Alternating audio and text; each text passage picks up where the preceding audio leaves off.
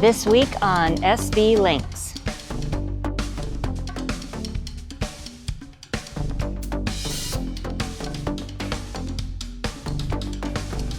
Welcome to this week's SV Lynx video. Last week, we showed you the problems we had with the clutches and the angle of the line leading into the winches and how we solved that. So we're going to move on to new things this week. Yes, this week we're going to have a lot of fun with our G10 plates and going to make some progress on our Daggerboards. Got lots of work to do, so we're going to get over there and take care of that. But at the end of the video, we're going to take some more viewer questions, so stick around for that. So off to the lot we go.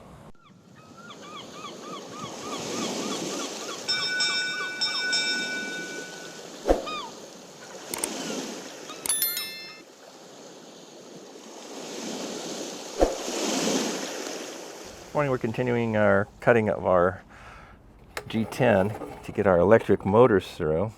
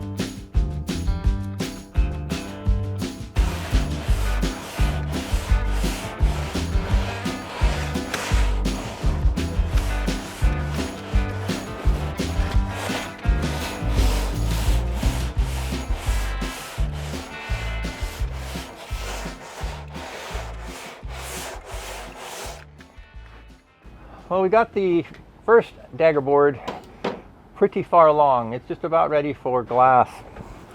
But this one is a long ways from that. And so we're just getting started on it. We just sanded this one edge right here down to where it's supposed to be. And remember trying to match these two Daggerboards, which is tricky. So we took a tracing of that one and cut it out so that we could stick it on the end and find out where we have to go down to get to the exact same amount. But we also have to cut this off because when we built it, we purposely staggered this out so that when we cut this line, came along here, it had just enough to go inside of there because that's where this is supposed to be cut off. So we're going to cut that right now.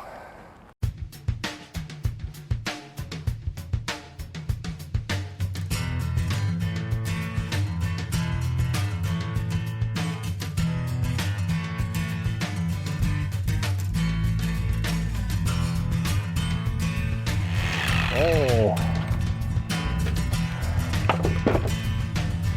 Okay, so we got our cut right there. And we already cut off the 10-degree end on this one. Did that just a minute ago. So now it's the shape of it's all correct. We just have to take off more material. There's a line we put on here, so you can see we have to take off up to about a little less than a centimeter or a little more than a quarter inch right there, but almost nothing on this side. So a little bit more on this side. I'll go ahead and take off just a hair on here while we got it here, but then we'll have to get to the other side.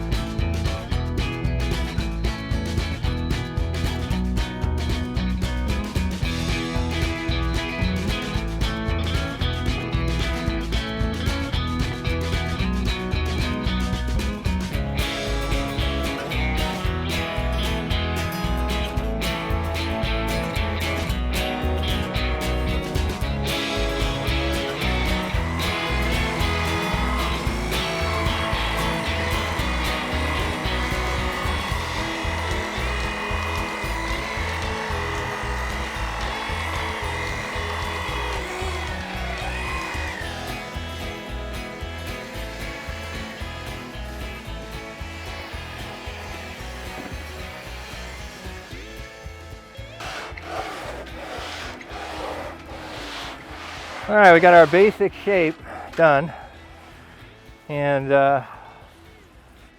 we'll do some checking and so a little bit more sanding on it, and then we'll be ready to do our first fill of the low spots with some thickened epoxy. And we'll get on to sanding the thickened epoxy. We won't do that today. Today is the hottest day of the week, and it's getting hot already, so no epoxy work. It's already way too hot for epoxy.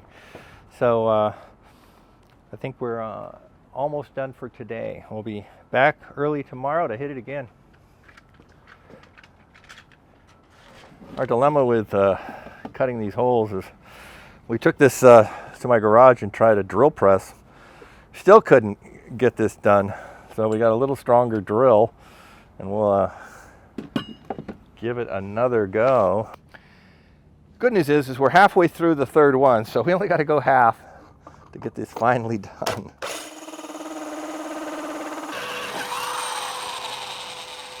Finally! Only took 4 drills, well 3 drills and a drill press. You didn't think that G10 is tough stuff. Now you know. I'll put a screwdriver for that.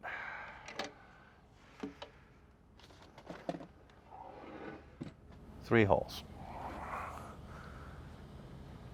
But we're not done. We still have to drill 3 winch motor holes in the top G10 plate, but it's thinner.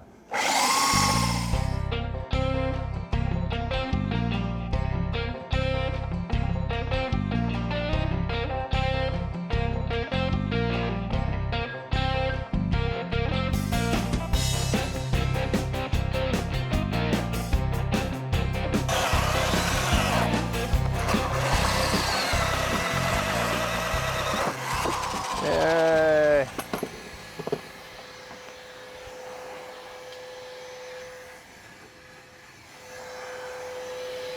Three holes. Whoops.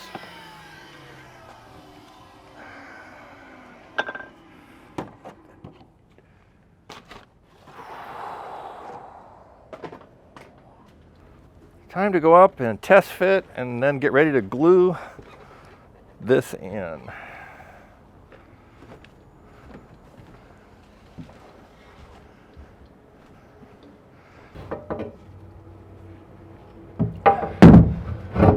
Can you get it? Okay. So if we come back, it's now flush. Flush. What? Pretty flush. Yeah, over here. Yeah. All right. Okay, we're ready to glue our G10 plate up here right now. I've got this all sanded and cleaned. I've got the plate sanded, and Brian has just mixed me up some thickened epoxy.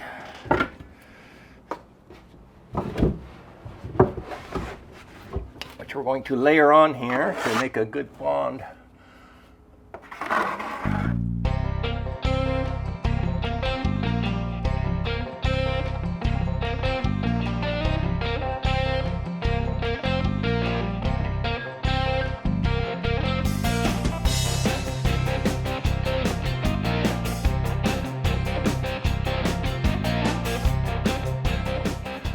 All right, it's up. Watch the camera. It's up.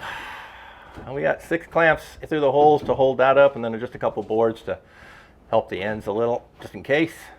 But it looks nicely seamed along here, nice and flat. So we're good. All right, we put down our first layer of thickened epoxy to fill up the little gaps in here. And we're not trying to get this too perfect, just fill in as much as we can of that. Then we'll sand it and fill a little bit more when we see what we need. But the majority of it is done. Now we can't do the other side yet because we're gonna have to let this one set up for a day or two, and then we'll be able to sand it and do the other side and start it. But these Daggerboards are coming along quickly now, and that's good news because they're holding us up on a lot of stuff. And the very next thing we got to do is build the casings for these, and that's a whole interesting process that we have to build up a layer here, which is going to be about close to 9 millimeters thick, and the casing we really want about, say, 6 to 7 millimeters of gap. I'm planning on putting an extra layer of basalt inside the casing to strengthen the casing even more. And that's not in the plans, that's just me. I'm adding a little more strength to the casing because I really want these boards to break before the casing, so I want to strengthen up the casing. Now, to keep it from rattling, at the bottom where it exits the hull and at the top where it exits the deck, there'll be a pad put in there. On the top one, there's probably just like a piece of carpet we'll glue on there. And on the bottom, down in the water, we'll probably glue on a 1/4 inch piece of nylon neoprene. And because that can sit in the water just fine. Won't have any problems with that, but it'll give it a pad to keep it from rattling. And the top will be, like I say, a little piece of carpet, same deal. So again, that's pretty much called for in the plan, so I'm not making this stuff up. And we just want to make sure that we don't make these too tight, because we had a report from another owner of showing that his boards were binding up. And so we want to make sure we leave enough gap that when these are going up and down, they're not too snug. Recall those plates we were making.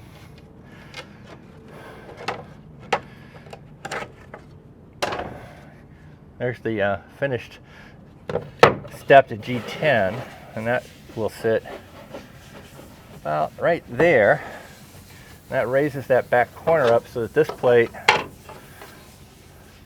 can sit much better angle for our winch entry.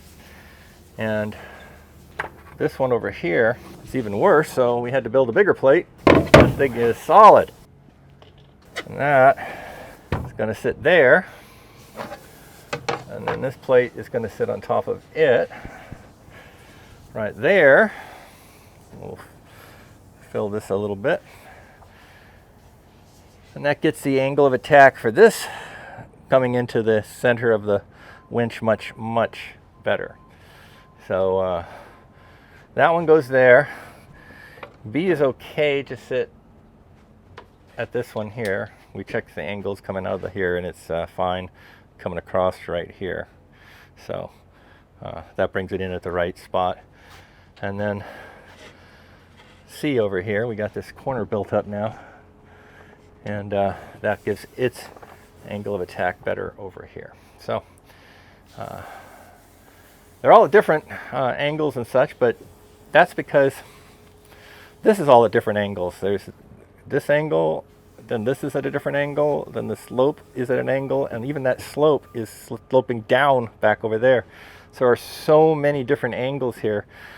There was just no way to put all 3 clutches at the exact same distance from the winch or attitude or any of that. They're all going to have to be slightly different to get the angle of the line, which is the most critical thing, coming into the winch at the right spots. So there you have it. And then the other thing that we had to contend with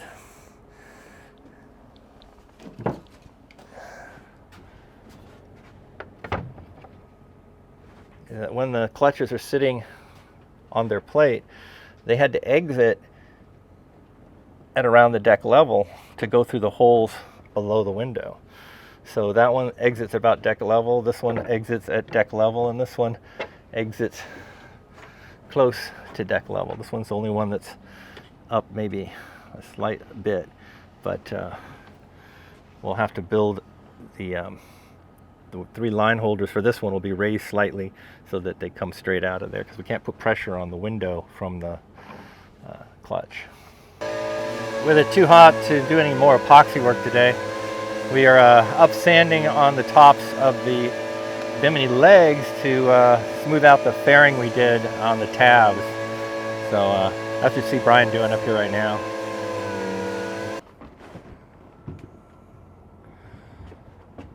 We're doing the final stage on these platforms that we've built to change the angle of the clutch. And just putting the top plate on now. So in this case, this one goes here, and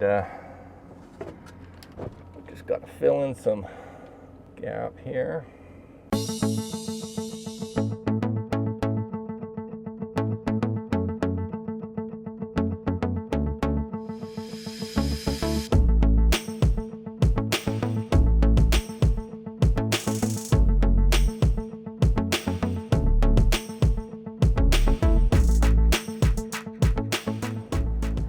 Okay, so we're a little shy here. Let me move my camera. We haven't done this edge here. That back one's done, but I'm a little bit along this edge and on the corner there. So we're gonna have Brian mix up another 50. So this morning, because I'm paranoid, I rechecked all the angles coming in. I just made this little 10-degree marker here so that I could lay it flat over here and see at 10 degrees where it's going to hit the winch, and that's just about perfect. Now the second one sits about right here, and if you'll notice on this one, the line is coming up at 10 degrees into here, but on this one, because that's so much higher over there than this one is, we do the opposite. This one is the line is coming down at a 10-degree angle, and that reaches in to the winch around here. And again, that's fine. That's all within our tolerance there. And then our last one over here,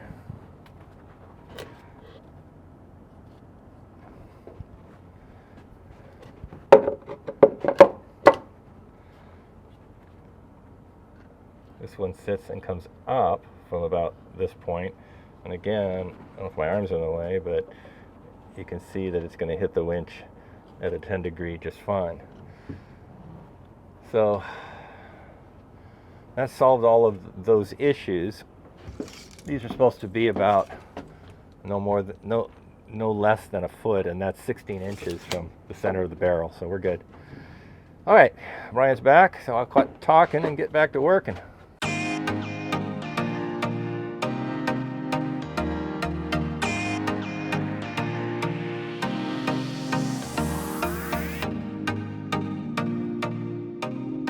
All set.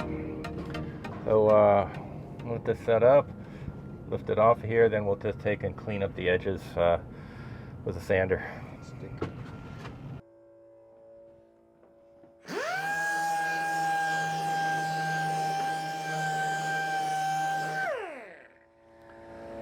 Okay, so I just finished sanding these 3 plates that go underneath the clutches so that they'll bond decently, and I already prepped over on the ceiling over there, so these are ready to glue up. I just have to clean them off, and then Brian will bring me up some thickened epoxy in a moment, and we're going to brace these up with some boards and get all 3 of these done and up there. Once these are up here, we already got this one, we'll be ready to finish off the fairing and sanding and such of this part. We've already got the rest of the ceiling done, and that means we can get to painting this cabin top. And once that's done, we can put the cupboards in here. They've been held up by, we knew we were going to have to get to this stuff. So we're going to do far side first? Absolutely.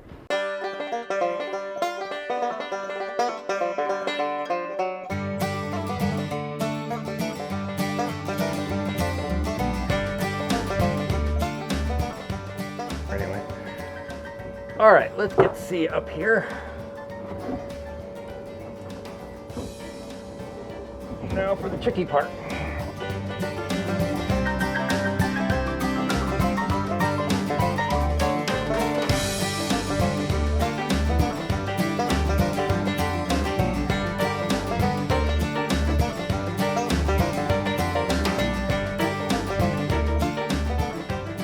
Okay, set that down.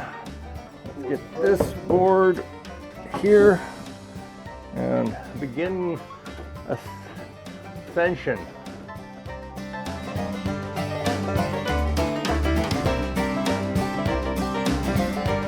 Okay, there's our crazy contraptions to hold these in place. We're going to walk gingerly out of here so that we don't bounce anything. And this heat, that'll be set up probably in about 30-40 minutes. With that job done and one side of our second Daggerboard set up from our fairing, it was time to sand it again.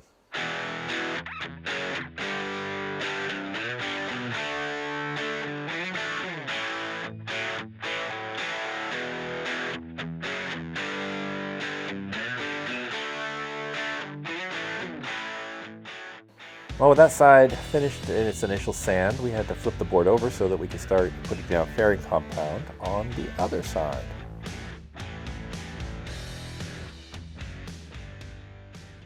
All right, well, we have an opportunity right now to fill it. It's 83. Take it this way. We did the other one at 84, so.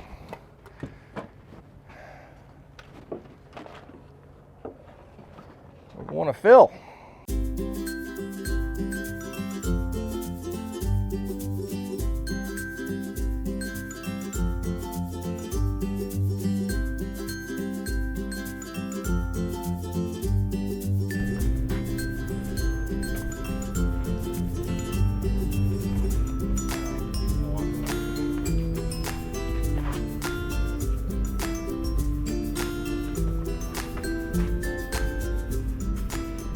First round. Saturday morning, it's Big Crew Saturday, and that means Jeff's going to be here today, so there'll be 3 of us. But Brian and I are here a bit early, so we're getting started with some epoxy before Jeff arrives.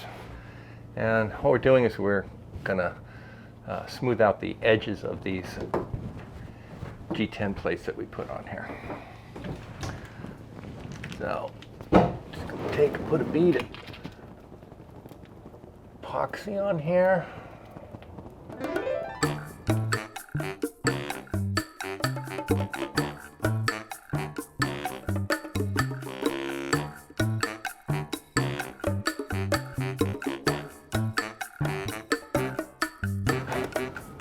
So Brian's mixing up another major batch because this is not going to do it.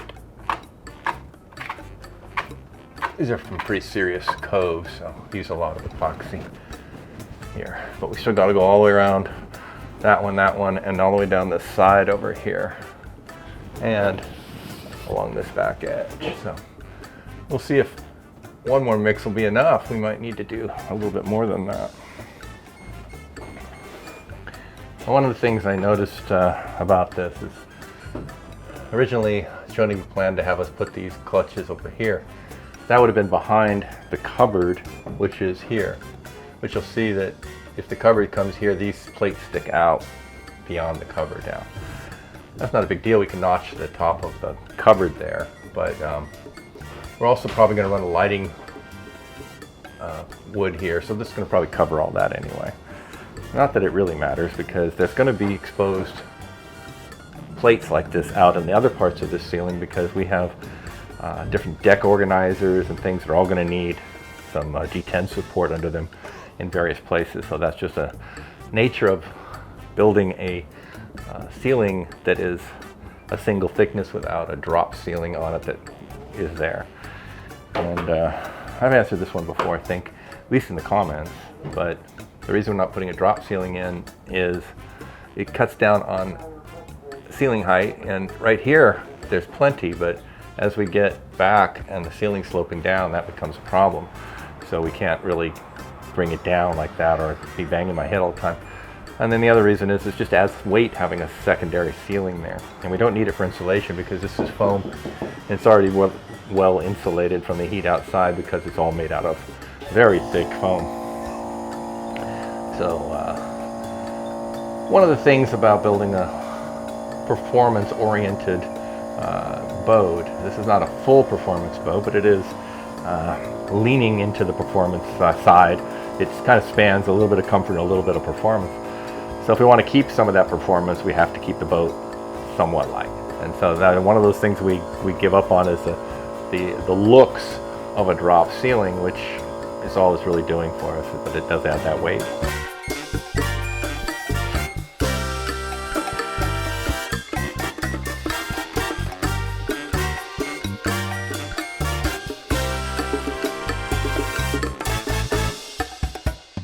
Okay, so got all those done. On to the next thing.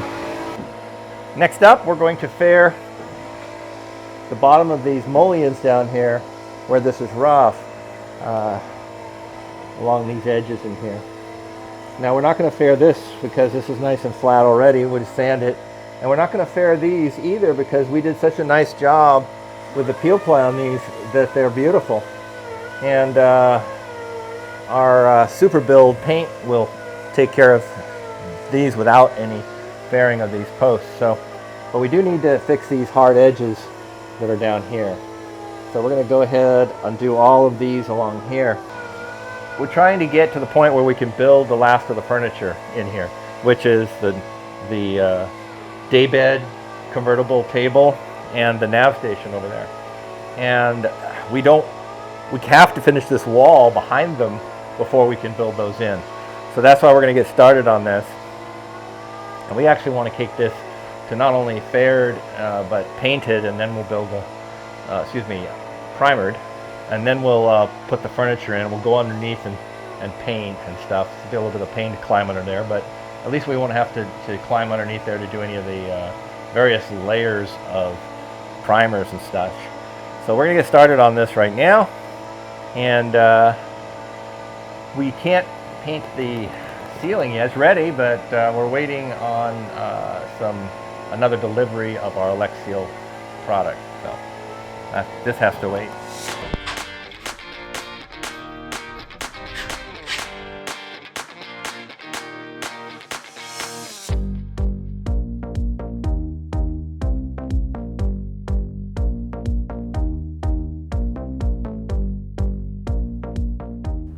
Okay, so we've got these 5 mullion bottoms done and faired out on the bottom here. And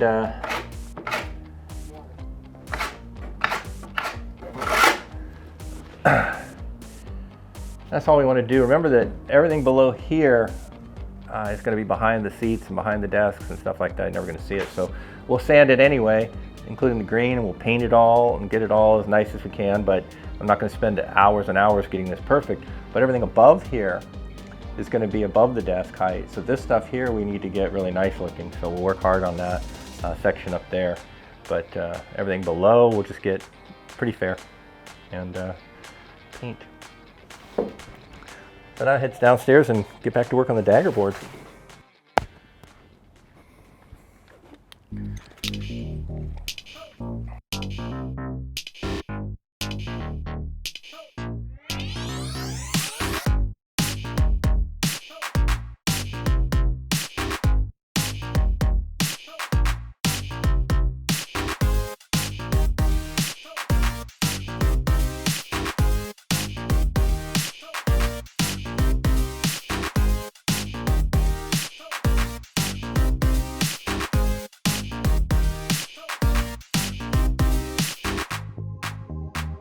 This is the final coat of fairing compound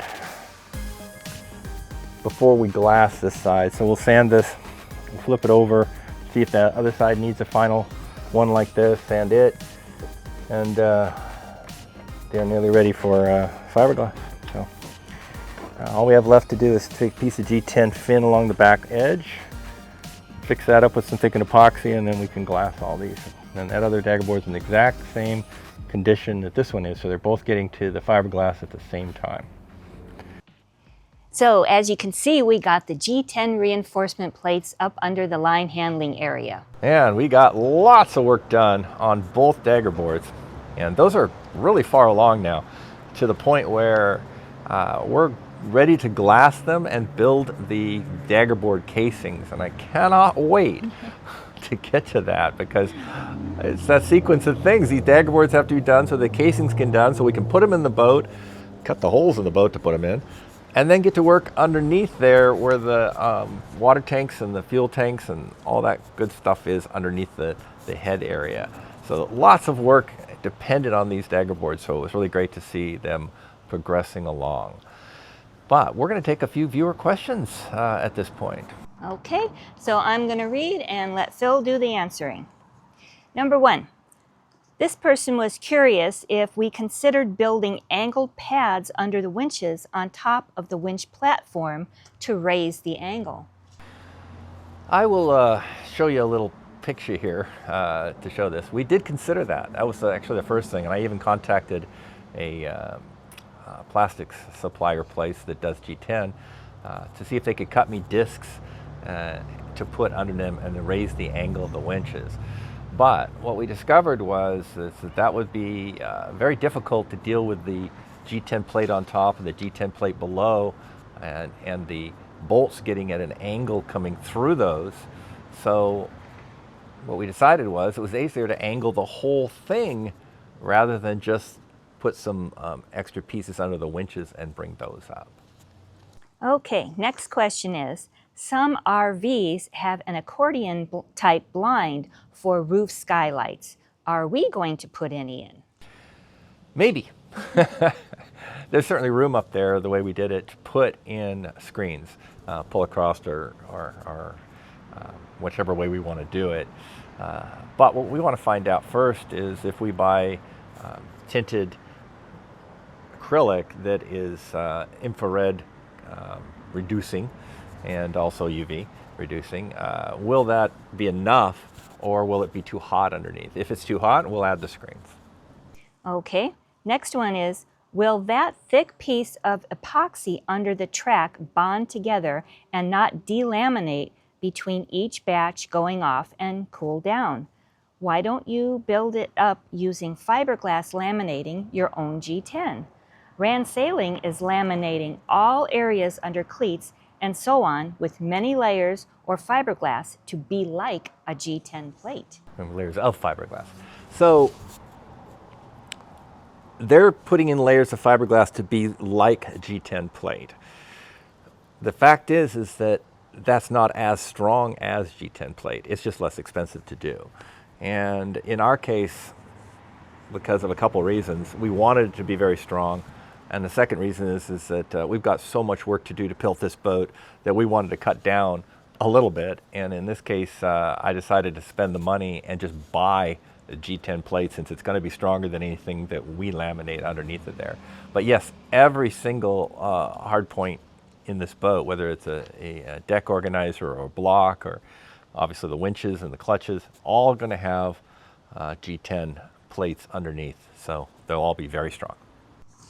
Our next comment is, you should use bifocal solar panels on the arch because they will also make watts from the sun reflecting off the water. And that is something we did consider, because that arch hangs out over the back, and so you're going to get some reflection of light, and they would be more efficient. So this viewer was absolutely right. So why didn't we? Well, it came down to money again. We found such a great deal on the panels that we bought, the standard hard panels, that we got all of them for the price of what normally would be one. And so that's 11 we got for the price of basically one. So what we decided was, we're going to put those in and they're going to wear out. And once they wear out, we'll replace the 5 along the back with bifocal panels. Cool. Okay, our next comment is, I would take the stair cut all the way back straight so you don't have an edge to catch on coming around the corner to climb up. He's talking about when we leave the line handling area and walk out around to come to the ladder system that we're going to put up to get up onto the cabin top. And he wants us to cut the roof back so that it's easier to get around that corner rather than cut in for just the stairway. I thought about that. And the reason that we decided not to do that is that area right there is where the leg from the hardtop lands. And I really don't want to cut it so far right up to that. So we just wanted to leave the strength for that to be there and not remove some of the roof because of that. Our next comment is, I wouldn't have cut the roof. I think you could have gotten away with a small stainless ladder similar to a swim ladder. And we were considering that and still are, just so you know. I haven't been able to find a reasonably priced stainless steel ladder that's made out of 317 instead of 304. 304 stainless is going to rust in saltwater situations, so it would have to be 317, and that's much more expensive and much more difficult to find. And so it really will probably come down to the fact that it'll cost us nothing but a little time to build it out of fiberglass and foam, rather than hundreds of dollars to purchase that, if we can even find it, to fit that area.